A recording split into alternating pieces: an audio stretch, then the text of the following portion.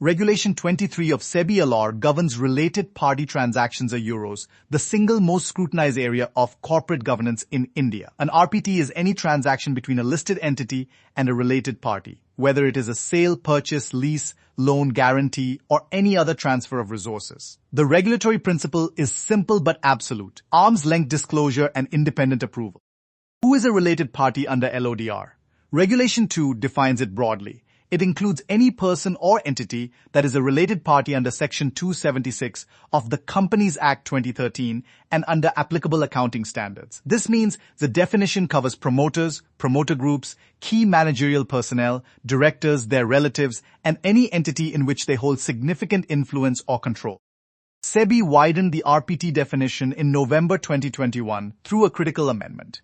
Any person or entity belonging to the promoter or promoter group that holds 20% or more of the listed entity's shares is now deemed a related party. Earlier, the threshold was 10% for the Companies Act. The 20% threshold under LODR means promoter entities that were borderline are now firmly inside the RPT net.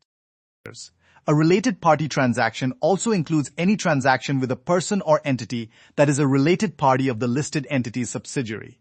This anti-avoidance rule prevents companies from routing transactions through subsidiaries to bypass the RPT framework. If the subsidiary's related party does a transaction with the listed entity, it must be tested as an RPT. The approval framework for RPTs under LODR is a three-tier structure. First, all RPTs must be approved by the audit committee. Second, material RPTs require board approval. Third, material RPTs involving a related party that is a promoter or promoter group require shareholder approval by ordinary resolution, with the related party abstaining from voting. What makes an RPT material? Under Regulation 23, a transaction is material if the value of the transaction €, individually or taken together with previous transactions during a financial year €, exceeds 1,000 crore or 10% of the annual consolidated turnover of the listed entity, whichever is lower.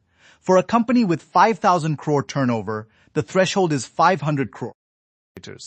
The audit committee must approve all RPTs are euro, not just material ones.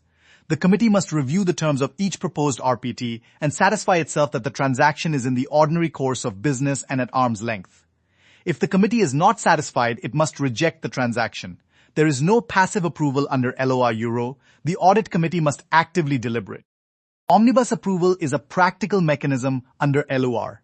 The audit committee can grant omnibus approval for RPTs that are repetitive in nature and in the ordinary course of business, subject to a maximum value per transaction.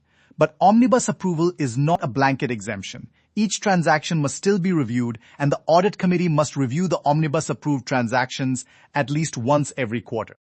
Shareholder approval for material RPTs involving promoters or promoter groups is a mandatory requirement. Every material RPT with a promoter must be approved by the shareholders through an ordinary resolution, and no related party are euros, whether an entity or its associates are euros, can vote on the resolution. The notice to shareholders must contain full details of the transaction, including the nature, value, and commercial justification.